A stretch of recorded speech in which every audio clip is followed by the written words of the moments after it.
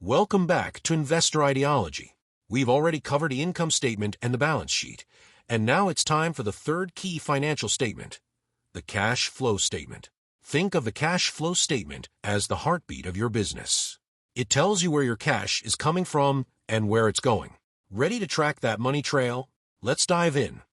The cash flow statement is divided into three parts: operating activities, investing activities, and financing activities. Each of these sections helps you understand how your business is generating and using cash in different ways. Let's break it down with our trusty lemonade stand example. First up, cash flow from operating activities. This section tells us how much cash our business is generating from its day-to-day operations. Includes things like cash from sales revenue and the cash we spend on things like ingredients expenses. For our lemonade stand, if we sell 100 glasses of lemonade, the money we collect goes into cash flow from operations. If we buy lemons and sugar, that cash goes out. The goal here is to have positive cash flow from operations, meaning we're bringing in more cash than we're spending to run our business.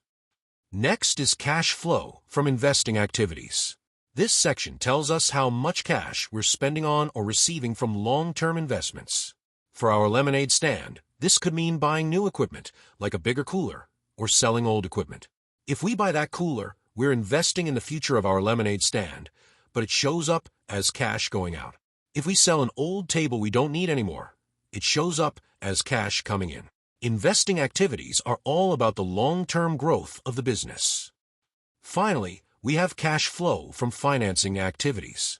This section tells us how much cash we're raising from or paying back to investors and lenders. Includes things like taking out a loan or issuing shares to raise money, and paying off debt or distributing dividends to shareholders. For our lemonade stand, if we borrow money to buy a second lemonade stand, that loan would be cash coming in. If we repay the loan, that's cash going out.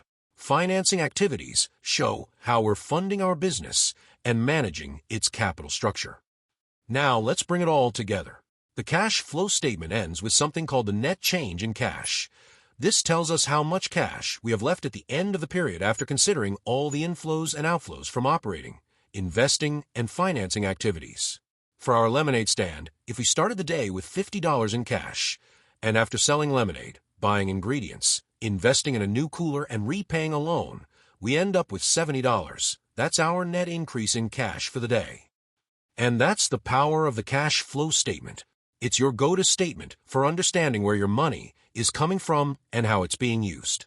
By tracking cash flow, you can ensure your business has enough cash to keep going and grow. Ready to keep your business's heart beating strong? Stay on top of your cash flow statement.